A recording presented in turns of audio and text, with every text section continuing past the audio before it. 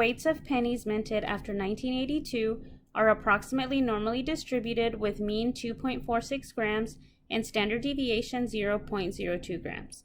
What is the probability that in a simple random sample of 10 pennies minted after 1982, we obtain a sample mean of at least 2.465 grams? The problem is asking us for the probability that the sample mean is at least 2.465, so that means we are computing the probability that X bar is greater than or equal to 2.465. First, we have to determine whether the distribution of the sample mean is normally distributed.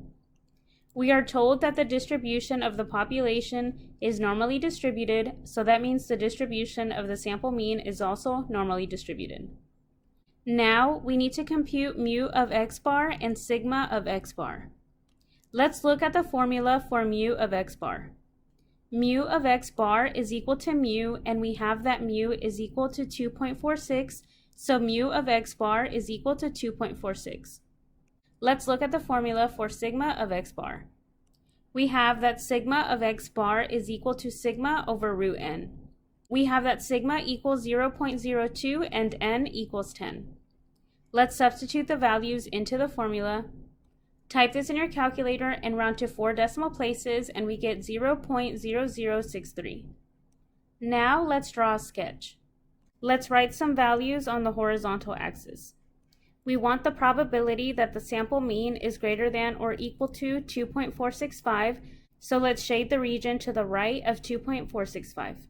Notice that we are shading less than half of the area under the normal curve, so we should expect an area or a probability less than 0.5. Now let's go to StatCrunch to find the probability. Let's go to Stat, Calculators, Normal. We have that the mean is 2.46, so we will type the mean here. And we found that the standard deviation is 0.0063, so we will type that here. And we want to find the probability that the sample mean is greater than or equal to 2.465. So we will select this one here. And then we will type 2.465 and press compute. Rounding to 4 decimal places, we get 0.2137. Now let's compute the probability by hand. We want the probability that the sample mean is greater than or equal to 2.465. So we need to find the z-score for 2.465. Remember that the z-score is x minus mu over sigma.